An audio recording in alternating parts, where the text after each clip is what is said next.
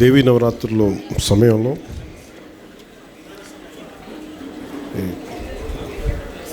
ఈ వారోత్సవాలు, అటవీ సంరక్షణ వారోత్సవాలు జరుపుకోవడం చాలా ఆనందంగా ఉంది. ముందుగా ఇక్కడ కొంచెం మీరు పక్కకు వస్తే పిల్లలు కనిపించవచ్చు కదా, కొంచెం దయచేసి రండి ప్లీజ్. కొంచెం ముందున్న వాళ్ళు కూర్చోండి సార్, మధ్యలో ఉన్న పిల్లలు ప్లీజ్ దయచేసి కొంచెం. మీరు ఎవరు కావాలి కింద కూర్చొని ఫొటోస్ తీసుకోండి. మీరే భవిష్యత్తు కదా, మీకు కనిపించకపోతే అట్లా. పాపం నిజంగా మీరు దసరా సెలవుల్లో ఇంట్లో కూర్చొని సరదాగా ఉండాల్సిన మీరు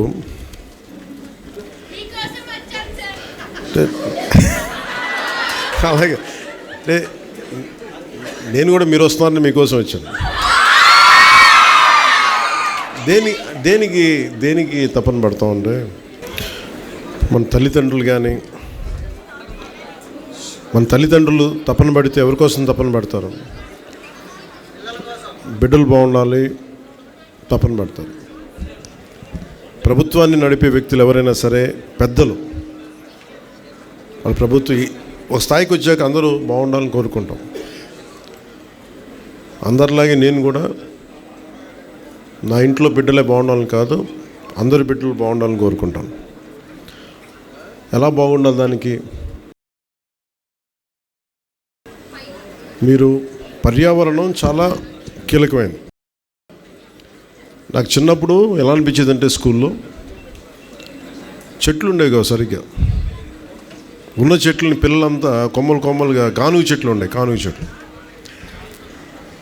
ఏమి తొయ్యకపోతే ఏం చేస్తాను, ఇరుస్తూ ఉండేవాళ్ళు కొమ్మలను. ఎందుకు ఇరుస్తున్నా నాకు అర్థమయ్యేది కాదు. నీడనిచ్చే చెట్టుని కాపాడుకోలేకపోతే సమస్య మనకే. పర్యావరణ పరిరక్షణ ఇవన్నీ ఏంటంటే, నీడనిచ్చే చెట్టుని ఫస్ట్ కాపాడుకుంటే దాన్ని ఆధారపడి పురుగులు, చిన్న దాన్ని తినడానికి పక్షులు, అలా ఎన్ని రకాలుగా పెరిగిపోతాయంటే,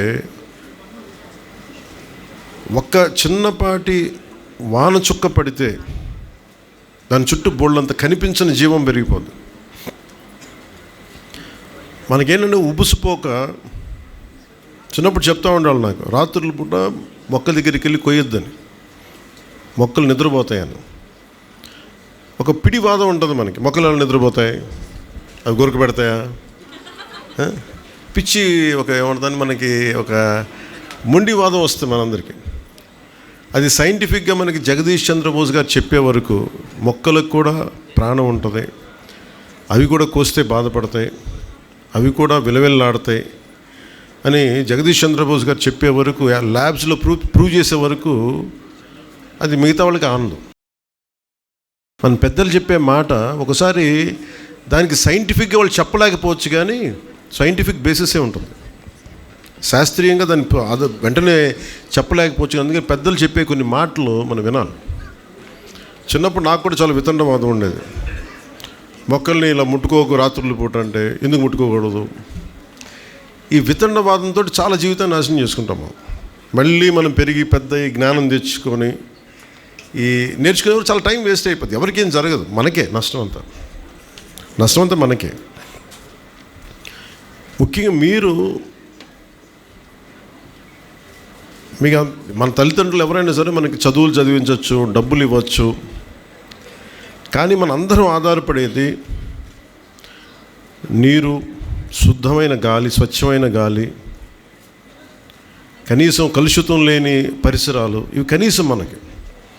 మీరు ఊహించుకోండి, మీరు అందరూ ప్రపంచవ్యాప్త పెద్దోళ్ళు అయిపోవచ్చు, గొప్పవాళ్ళు అయిపోవచ్చు, కానీ మీరు ఎన్ని గొప్ప కార్యాలు సాధించాలనుకున్నా కానీ ప్రకృతి మటుకు సరిగ్గా లేకపోతే మనం ఏం చేయలేం. సో పర్యావరణం అనేది చాలా కీలకం. అలాంటి పర్యావరణానికి మూలాధారం మనకి కనీసం ఉండే వృక్షాలు, చిన్న మొక్కలు. ఒకసారి నేను ఇప్పుడు సౌత్ ఆఫ్రికాలో ఒక ప్రాంతానికి వెళ్ళినప్పుడు నాతో పాటు వచ్చిన డ్రైవరు ఎక్కడో ఒక చాలా బీడు భూమి, అంటే అసలు ఎడారంటే ఎడారి, చిన్న ఇంతంత మొక్క తప్ప ఏమున్నది అక్కడ. ఆ డ్రైవర్ ఎలా పడితే అలా పొనిచ్చేస్తుంటే దాన్ని కన్జర్వ్ చేసే ఒక కన్జర్వేషనిస్ట్ ఒక ఆవిడ వెంటనే అలా పోనీకి చెప్పిన దారిలో నిల్లంది. ఈ దారిలో కూడా కొన్ని మొక్కలు ఉన్నాయంటే ఏ మొక్కలు వేనంటే అన్నాడు, మాకు ఈ ఆఫ్రికా దేశంలో బతికే మొక్క అదే, దాన్ని మేము కాపాడుకోవాలి, ఇష్టపడితే అలా వెళ్ళక మేము అనుకున్నాం, ఇంత దారిలో వెళ్ళాలి అంటే అంత ఓపిక ఉంటుంది వాళ్ళకి, అంత బాధ్యత ఉంటుంది. మనం ఏమంటే మనకి విలువ లేదు. మనకి చిన్నప్పుడు నేను కొల్లేరు గురించి చదువుకున్నాను. మీరు కొల్లేరు పాట ఉందా? ఇప్పుడు మనకి కొంగలు వస్తాయి ఉన్నాయా మనకి కొల్లేరులో? కానీ నిజంగా కొల్లేరు ఇప్పుడు అంత ఉంటుందో తెలియదు మనకి. చూస్తుండగా తాగే నీళ్లు పాడైపోతున్నాయి, బాటిల్ వాటర్ వచ్చేసింది, చేతుల్లో మనం చంపేసుకుంటున్నాం. ఈ తపన అటవీ శాఖ, మన ఉన్నతాధికారులు కానీ మంత్రిత్వ శాఖ కానీ ఎందుకు తపన పడుతున్నారు అంటే భవిష్యత్తులో పిల్లలకి ఏది ఇవ్వకపోతే మనం కూర్చొని మనం ఏం చేస్తున్నట్టు? మనం ఒక్కరిని బతికేస్తే సరిపోద్దా? నా వయసున్న ఒకడు బతికితే సరిపోద్దా? నేనంతా నాశనం చేసేసి వెళ్ళిపోతే సరిపోద్దా? అందుకని ప్రతి ఒక్కరు ప్రపంచం బాధ్యత తీసుకొని మనందరికీ ఇలాంటి దినాలను పెట్టింది మనం రక్షించుకోవడానికి. నాకు పర్యావరణం మీద అపరిమితమైన ప్రేమ. ఎందుకంటే అది వేల కోట్లు ఉండొచ్చు కాక, గొప్ప గొప్ప పదవులు ఉండొచ్చు కాక, కానీ పదవులు కూడా ఏమీ చేయలేవు, ప్రకృతిని సృష్టించలేవు.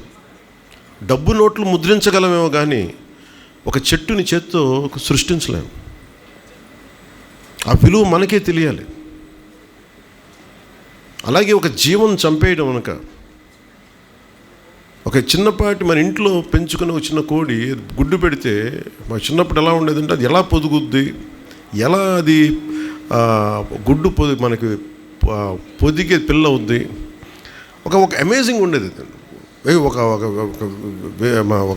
ఒక అద్భుతంలాగా మీరు ఊహించుకోండి. ఇవన్నీ అద్భుతాలంటే పెద్ద పెద్దవి కాదు, చాలా చిన్నవి మనం చూడగలిగితే. ఒక చిన్నపాటి గొంగళి పురుగు సీతాకోకచిలుక ఎప్పుడైపోద్దాం, అది ప్యూపా షేప్లోకి వెళ్ళిపోయి అది ఎప్పుడు దాని నుంచి అది బటర్ఫ్లై వస్తుందో, సీతాకోకచిలుక వస్తుందో. సీతాకోకచిలుక రంగులు, ఇక్కడున్న ఈ మొక్కలు, ఏ పెయింటర్ వేయగలడు ఇక్కడ, ఏ రవివర్మ వేయగలడు ఈ పూల తాలూకు రంగులు? మీరు ఇది సహజంగా ప్రకృతి మనకు అందిస్తుంది. దాన్ని మనం చేయాల్సింది ఏం చేయగల, రక్షించుకోవడమే. భూమిని రక్షించుకోవడం కాదు, మనకి ఏం జరగకుండా మనల్ని మనం రక్షించుకోవడం. అలాగే ఉదాహరణకి మీరు టైగర్ రిజర్వ్ ఉంది మనకి, నాగార్జున సాగర్ టైగర్ రిజర్వ్.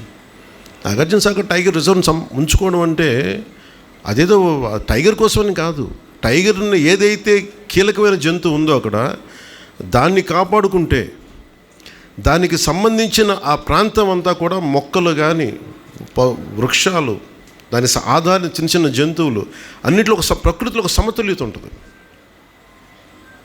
ఇష్టారాజ్యంగా ఉన్న ఉట్టి పుణ్యాన్ని నరికేరు. ఉత్తి పుణ్యాన్ని పులి మనుషుల్లాగా ఆకలిస్తే, ఆకలి ఉన్నా లేకపోయినా చంపేది.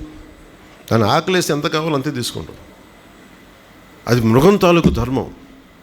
కానీ మన అందరికీ ఏంటి, అవసరం ఉన్నా లేకపోయినా, ఇప్పుడు మేమేం చేసి చిన్నప్పుడు అవసరం ఉన్నా నేను నేర్చుకున్నాను. అవసరం ఉన్నా లేకపోయినా ఈ మొక్కలు అంటే పీకుతాం. ఎందుకు పీకుతాం మనకే తెలియదు. అంటే అంత అనాలోచితంగా బతుకుతాం మనం, ఆలోచన లేకుండా బతుకుతాం. ఈ బాధ్యత మనం తెలుసుకొని మా తపనల్లో నేను ప్రభుత్వంలో ఉండొచ్చు, ఉండకపోవచ్చు, ఇవన్నీ ఇష్యూస్ కాదు. ప్రకృతిని కాపాడుకోకపోతే మనం బతకలేం. మంచినీరు లేకపోతే మనం బతకలేం. నేనేమనుకుంటానంటే చాలాసార్లు ఒకరోజు మన స్నానానికి బాత్రూంలో నీళ్ళు లేకపోతే ఎంత విలువెల్లాడిపోతాం. ఎండల్లో చాలామంది, నేను స్కూల్లో చదువుకున్నప్పుడు కొమ్మలు ఇరిచేస్తూ ఉండాలి ఉత్తి పుణ్యానికి. పళ్ళు దొంగటానికి చెప్పి కానుక పుల్లలను ఇరిచేసేవాళ్ళు. ఆ చెట్లో పెట్టింది కానుక పుల్ల పళ్ళు దొంగటానికి కాదురా బాబు, అది నీడనివ్వడానికి, పిల్లలు ఆడుకునే అని చెప్తే ఎవరికి అర్థమయ్యేది కాదు.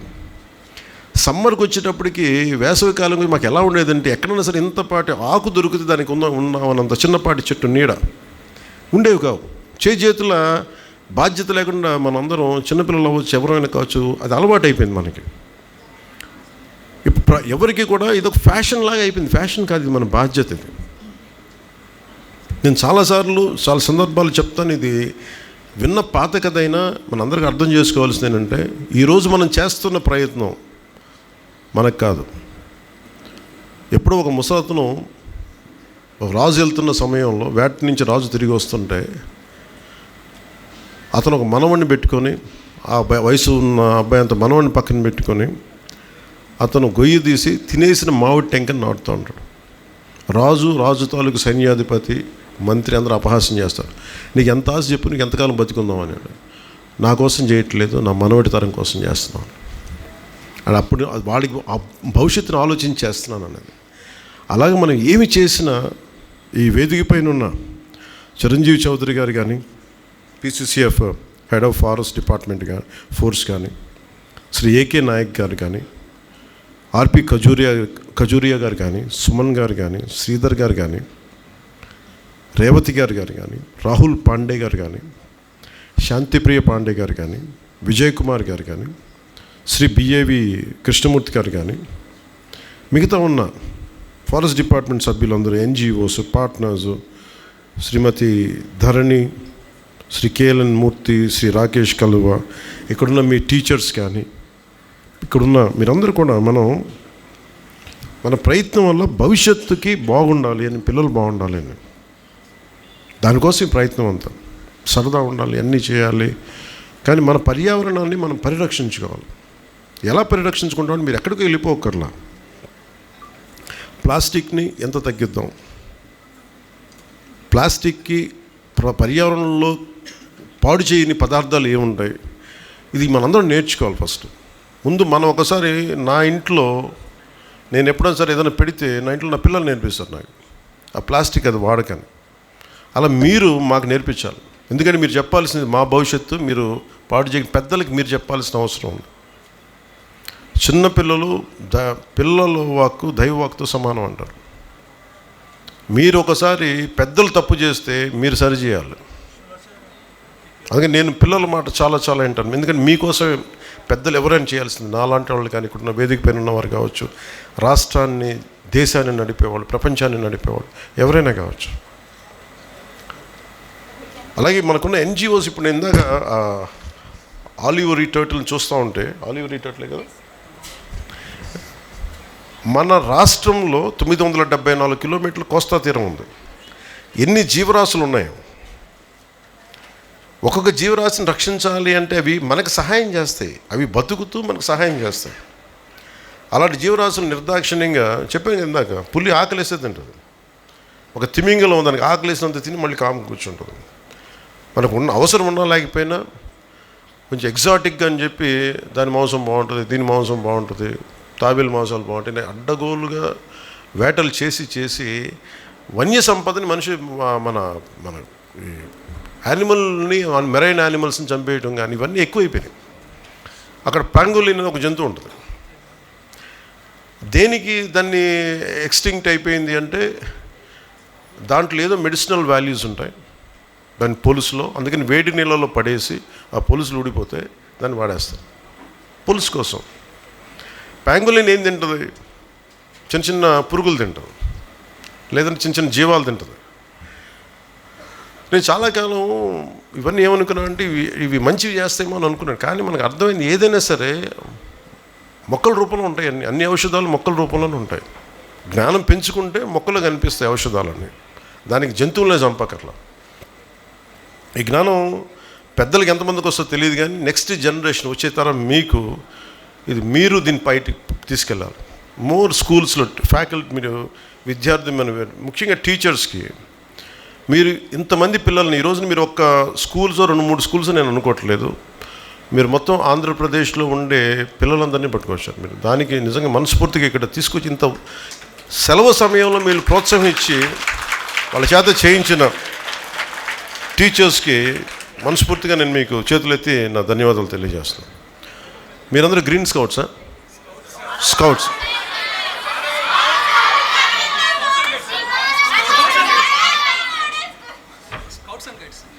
Scouts and guides.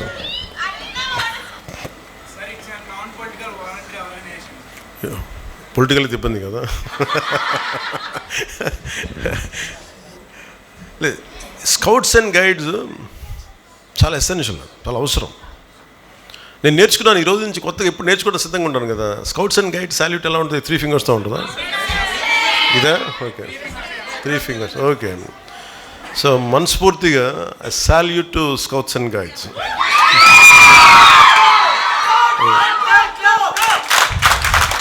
అలాగే అలాగే మా once more I salute to scouts and guides. ఎందుకంటే చాలా ఇన్స్పిరేషన్గా ఉంది మీరు చేస్తూ ఉంటారు, చాలా ఇన్స్పిరేషన్గా. ఇందాక చాలామంది ఆ పాప ఎవరో ఇంకిద్దరు ముగ్గురు అబ్బాయిలు పెయింటింగ్ వేశారు. ఒక పాప వేసిన పెయింటింగ్ ఎంత నచ్చింది అంటే సగం చిరుతుపులి అనుకుంటా, సగం చిరుతుపులి అస్థిపంజరంలో అయిపోయి 3 వారిన చెట్లు వెనకాల ఎఫారెస్టేషన్కి అంటే ఎలాగది సగం ఎండిపోయి సగం మొత్తం కాలిపోయి ఎముకల్లో ఉంటుంది. ఇంకా కాపాడుకుంటే అదే తీసుకురండి దాని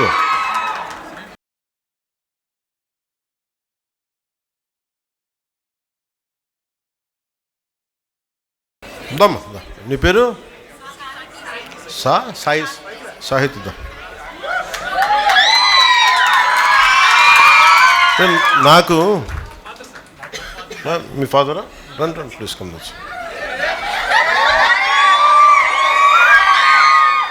ఓకే, నాకు ఎంత నచ్చిందంటే ఈ జింక చూస్తే సగం ఎండిపోయింది ఎఫారెస్టేషన్ వల్ల, అదే పచ్చగా ఉండి ఎంతో కళకళలాడుతుంటాయి అనేది చూపించడం మనస్ఫూర్తిగా. ఇది ఎంత అద్భుతం కదా ఇది. ఈ రోజున సాహితీ కానీ ఇక్కడున్న చిన్నపిల్లలు కానీ అందరూ కూడా మీరు ఈరోజు చేసింది చాలా సామాన్యమైన విషయం కాదు. ఇది చూడటానికి ఏదో పెయింటింగు ప్రైజ్ కాదు, దీనికంటే చాలా లోతైంది. Thank you.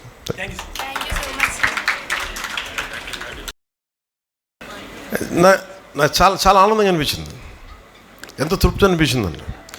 వాళ్ళకి అలాంటి మీలాంటి వాళ్ళకి మేము ఇవ్వగలిగేది నేను తప్పని పడతాం. ఇది ఏదైనా సరే ఇందాక మన చిరంజీవి చౌదరి గారు చెప్పినట్టుగా ఇది ప్రభుత్వం చేసేదో లేదంటే ఒక ముఖ్యమంత్రి, ఉప ముఖ్యమంత్రి, ఎమ్మెల్యేలు చేసేది కాదు, అందరం కలిపి చేసేది. మార్పు రావాలంటే నాకు చాలా చిన్నప్పటి నుంచి అనుకునేవాడిని, ఓజోన్ లేయర్ దెబ్బతినేస్తుంది, వాతావరణం ఎల్నినో ఫ్యాక్టర్ వచ్చేస్తుంది. భయపడిపోయాను చిన్నప్పుడు. నేను పెరిగి పెద్దయ్యేటప్పుడు ప్రపంచం కూలిపోద్దా, ఇంక బతకలేమా, చాలా భయం ఉండేది నాకు. నిజంగా నా భయంకి తగ్గట్టుగానే నీళ్లు తీస్తుంటే ఇప్పుడు తాగుతుంటే వాళ్ళు చిన్నప్పుడు సైన్స్ ఫిక్షన్ బుక్స్ చదువుతున్నప్పుడు 8th క్లాస్లో 10th క్లాస్లో భవిష్యత్తులో మాస్కులు పెట్టి తిరగాలి, నీళ్లు ఇట్లా మనం ఎలా పడితే చిన్నప్పుడు మామూలు కొళాయిలు వెళ్ళిపోయి ఫ్రెండ్స్ ఇళ్ళలో ఆడుకుంటుంటే అక్కడ కూర్చోబెట్టి నీళ్లు తాగేసేవాళ్ళం. అన్నీ బాగానే ఉండే. ఇప్పుడు ఏదన్నా తాగాలంటే భయం వేస్తుంది. ఆ పరిస్థితి నుంచి స్వచ్ఛమైన నీళ్లు రావాలి అంటే అంత స్థాయికి వెళ్ళాలని ఒక ప్రయత్నం చేస్తున్నాం. అది జరగాలని నేను కోరుకుంటున్నాను. మీకు ఈ ఎల్నినో ఫ్యాక్టర్ కానీ లేదంటే మనకి ఈ కూర్చోబెట్టి మన ఓజోన్ పొర దెబ్బతింటుంది ఒకసారి. అంటే ఎంత విచిత్రంగా ఉంటాయంటే మన పాలసీస్. నాకు ఒక చిన్నపిల్లడు చెప్పాడు ఈ మాట. ఎవరితో మాట్లాడుతూ ఉంటే ఒకసారి ఏదో రోడ్డు మీద వెళ్తూ ఉంటే టపాసులు వెలిగిస్తూ ఉన్నారు. దీపావళికి టపాసులు వెలిగిస్తూ ఉంటే వాళ్ళ ఎవరు చెప్తారు, అబ్బాయి పాట ఏం చెప్తున్నాడు, నువ్వు పాట చేయకూడదు, ధూళి వచ్చేస్తాయి, అవి వచ్చేస్తాయంటే అతను చూసి మరి ఇంతకు మించి పెద్ద బాంబులు పేలుస్తారు కదా, మరి దానికి ఏంటి, దానికి రాదా అన్నాడు. అప్పుడు నాకు అనిపించింది, ఎందుకు గుర్తొచ్చిందంటే ఇందాక ఎవరో ఫోన్లో మెసేజ్ పంపించారు, మనం ఎంతసేపు పర్యావరణం కాలుష్యం అయిపోయింది, ఇదైపోయింది అనుకున్నాం. మనకి దీపావళికి బాంబులు వెలిగిస్తే అయిపోద్ది. మరి యుద్ధాలు జరిగే ప్రపంచంలో దేశాలు ఎంత కాలుష్యాన్ని క్రియేట్ చేస్తాయి. ఒక బాంబు దాడి జరిగితే కొన్ని వందల ఫ్యాక్టరీలు ఎంత కాలుష్యం క్రియేట్ చేస్తాయో దాన్ని అంతా కాలిస్తే అంతకు మించి కాలుష్యం ఉంటుంది. ఇది చిన్నపిల్లలు చాలా పట్టుకుంటున్నారు. ఇది పెద్దవాళ్ళు ఎంత పట్టుకున్నారో నాకు తెలియదు, కానీ చిన్నపిల్లలు అడుగుతాను, ఎందుకంటే వాళ్ళ భవిష్యత్తుకు సంబంధించింది. మీకున్నంత భయం, ఎందుకంటే మీరు ఎదిగి పెద్దవాళ్ళనుకుంటారు మీరు. ఎందుకంటే నాకు చిన్నప్పుడు నాకు ఆ భయం తెలుసు. నేను పెరిగి పెద్దయ్యే లోపు ఎన్ని పాడైపోతాయా ఇవన్నీ భయంతో. ఏంటంటే పిల్లలు ఎక్కువ విఘ్నత ఉంటారు. నేను ఎప్పుడు చిన్నపిల్లల్ని వాళ్ళు 2 ఏళ్ళు నుంచి కానీ 18 ఏళ్ళ వరకు నేను చాలా కీన్గా వింటాను పిల్లల మాట. ఎందుకంటే మీలో భవిష్యత్తు కనిపిస్తుంటుంది. ఎందుకంటే మీరు మాట్లాడే భయాలు పెద్దవాళ్ళకి అడ్రస్ చేయాలి. నాకు అందుకని చిన్నపిల్లలు ఏదైనా మాట చెప్తే వాళ్ళు వింటాను వాళ్ళ మాట. అందుకని వాళ్ళ సలహాలు కూర్చొని మీ చిన్నపిల్లలని చెప్పి నేను ఎప్పుడు పక్కన పెట్టను. మీరు ఒక మాట చెప్పి ఒక చిన్నపాటి సలహా చెప్తే వెంటనే తీసుకుంటాను అది నేను. అందుకని ఒకసారి చిన్నపిల్లలు కూర్చొని ఎందుకు మాట్లాడతానంటే వాళ్ళ నోట్లో నుంచి కల్మషం లేని మాట వస్తుంది. అంటే ఏ జడ్జిమెంట్ ఉండదు. ఇతను ఒక ఉప ముఖ్యమంత్రి, ఇతనికి చాలామంది అభిమానులు ఉన్నారా, అయ్యేం ఉండవు. నేను బాగలేదనుకోండి చెప్పేస్తారు మొహం మీద, ఈ పని నీకు బాగలేదని. విఘ్నత గల వ్యక్తిగా నేను వినాలి ఆ మాట. నేనే కాదు, పెద్దవాళ్ళు ఎవరైనా సరే. అందుకనే పిల్లలు పర్యావరణం గురించి చెప్తుంటే చాలా వినాలి. ఇందాక పాప వేసిన డ్రాయింగ్ అది ఏదో ప్రైజ్ కోసం వేయాలి. లోపల నుంచి ఒక భావన కదిలితే, అంటే భవిష్యత్తు మీద ఎంత బాధ్యత భయం లేకపోతే అలాంటి భావన రాదు. అలాంటి వాతావరణంలో ఉండాలి ఆ పాప. అందుకని మనందరం బాధ్యతగా తీసుకోవాలి అని చెప్పి అందుకని నాకు దీన్ని ప్రత్యేకించి దేనికి వచ్చానంటే, మీలాగే ఈ ఆలివ్ రిడ్లీ కన్జర్వేషన్ టీం అని ఇందాక మనం చూసాం కదా. మీ పేరు భోగిరాజా? మీ పేరు భోగిరాజు? భోగిరాజు గారు. సముద్రపు తాబేళ్ళు అంటారా? అంటే సముద్రపు తాబేళ్ళని సంరక్షించడానికి డాక్టర్ సుప్రజా ధరణి గారు, టి రాజ్, సూరజ్ గారు, చంద్రారెడ్డి గారు, సోమేశ్వర్, వీళ్ళతో పాటు నరేష్ గారు, వెంకటేష్ గారు, లక్ష్మయ్య గారు, జాలయ్య గారు, భోగిరాజు గారు. నేను అడిగి ఎంతమంది మీకు ఆర్గనైజేషన్లో పనిచేస్తారంటే, ఒకప్పుడు భోగిరాజు గారు మీరు సాంప్రదాయ మత్స్యకారులు, మీరు ఒకసారి రండి, మీరు రండి, ఇక్కడ రండి, మేము గుర్తించాం. అదే అదే అదే రండి రండి, ఎంతమంది రండి, వర్ష లైన్ నుంచి దమ్మా. మీరు రండి ప్లీజ్, మీరు ఇటు రండి మేడం, ఇటు రండి. కెన్ కమ్ రోజు. ఎందుకు పిలిపించానంటే, ప్రపంచంకి వాళ్ళ కష్టం తెలియాలి. జాగ్రత్త కొంచెం.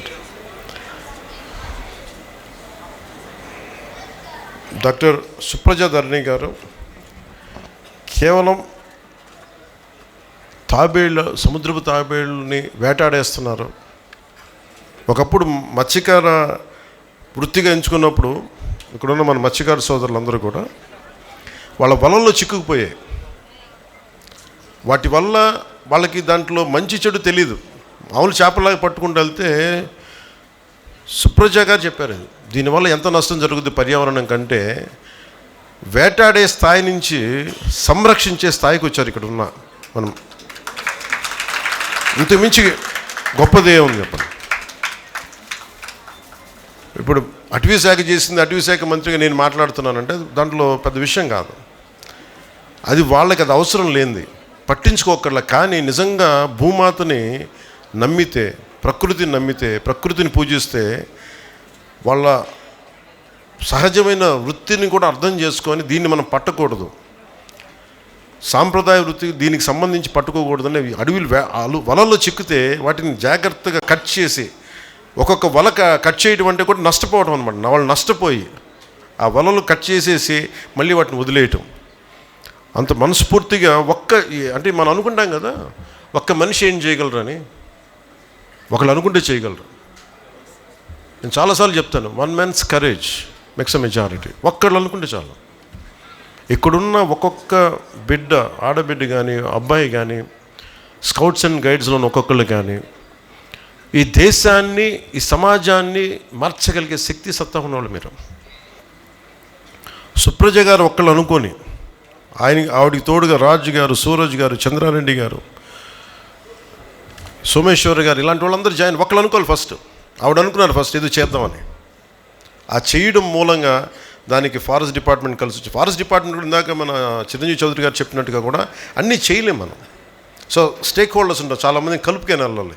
ఆ కలుపుకుని వెళ్ళే భాగంలో మనకి సుప్రజ గారు రావటం, ఇవన్నీ చాలా కదిలించేసింది మనకి. నేను చెంచుల దగ్గర నుంచి నేర్చుకుంది. మనం ఏమనుకుంటాం, ప్రకృతిలో పాఠాలు నేర్చుకున్నవాళ్ళు మన మత్స్యకార జీవన విధానం మీద ఆధారపడ్డ వాళ్ళందరూ ప్రకృతి, వాళ్ళ స్కూల్స్కి వెళ్ళక్కర్లా. ఒక మెరైన్ బయాలజిస్ట్ కంటే కూడా ఎక్కువ నాలెడ్జ్ ఉంటుంది వాళ్ళకి, ఎక్కువ జ్ఞానం ఉంటుంది, వాళ్ళు పట్టుకోగలరు. సో అలాగే నేను చెంచుల దగ్గర నుంచి, మన నాగార్జున టైగర్ రిజర్వ్ దగ్గర నుంచి నేను చెంచులు వాళ్ళ దగ్గర నుంచి నేర్చుకుంది. పెద్ద పులిని వాళ్ళు ఎలా మాట్లాడతారంటే, అది పులి ఇట్లా మాట్లాడరు. పెద్ద పులిని పెద్దమ్మ దేవుడు అంటారు, ఎలుగుబంటిని లింగమయ్య అంటారు, అడవి పందిని బంగారు మైసమ్మ అంటారు, రేచు కుక్కని బవరమ్మ అంటారు. అంటే ఇది మన జీవన విధానానికి అంత లోపలికి వెళ్ళిపోయింది. మనకున్న కూర్మ అవతారం కానీ, వరాహ అవతారం కానీ, మత్స్య అవతారం కానీ, అంటే ఇది మన సాంప్రదాయంలో భాగం. మనకి పర్యావరణ పరిరక్షణ, వసుదైక కుటుంబం అంటే కేవలం మన ఒక్కరి కోసమే కాదు, మానవుల కోసం ఒకటికే కాదు, కొన్ని కోట్లాది జీవరాశుల్లో మనం ఒకళ్ళం. Maybe we are dominant species. Maybe మనం డామినేట్ చేసేసాం మన టెక్నాలజీతోటో, మన ఎవాల్వ్మెంట్ వల్లతోటో. కానీ మనం అర్థం చేసుకోవాల్సిన, మనం ఎదగని మన మీద డిపెండ్ అయిన జీవరాశుల్ని, ఆధారపడ్డ జీవరాశుల్ని కాపాడటమే దీని ముఖ్య ఉద్దేశం. అందుకే ఈ వారోత్సవాలకు వచ్చిన మీ అందరికీ కూడా ప్రత్యేకించి నా మనస్ఫూర్తిగా నా ధన్యవాదాలు. టీచర్స్కి అందరికీ నాకు ఈ అపూర్వమైన అవకాశం ఇచ్చినందుకు మనస్ఫూర్తిగా ధన్యవాదాలు తెలుపుకుంటూ, ఇక్కడికి వచ్చినప్పుడే నేను చెప్పేసి ముగిచ్చేస్తాను. ఇందాక ఇదే ట్వీట్ చేశాను, అది మీకు ఆ ట్వీట్ సారాంశం మీకు తెలియజేస్తాను. Ecological conservation is not an option, an absolute necessity. Vasudhaika Kutumbakam literally means the world is one family. It is a foundation of our civilization.